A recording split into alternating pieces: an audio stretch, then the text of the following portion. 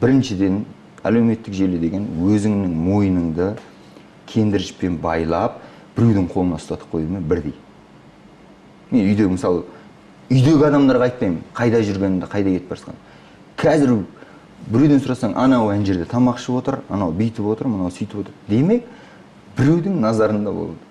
Алладан басқа. Соған жағы өзің отчет беріп отырып, мен мұндамын, мен сондамын. Кейін бұл жаңағы бір адам баласына қажет емес, менің бәленбай тыңдарманым бар, менің бәленбай досым бар, мені бәленбай адам оқиды екен деген бір соған ұмтылуға бір қайдағы жоқ, ешқандай мәні мағынасы жоқ бір жаққа адамдар жетелеп жатыр да. Соған жету үшін адамдар не істейді? Жалаңаштанады, шешінеді, бір өліп жатса түсіреді. Сонан кейін барады да, індет міне қоғам бұзылды деген осы. Біз біреу құлап жатса барып қол берудің орнына телефонға түсіреді. Себебі оның мақсаты не? Ана адамдар көріп, не ғұрлым жағы, неме лайк дейма, сондай басса болды оған. Ана адам өліп жатыр ау. Екі адам қыз бен жігіт отырады, мысалы, кафеде бір жерде. Бір-бірімен сөйлеспейді, телефон.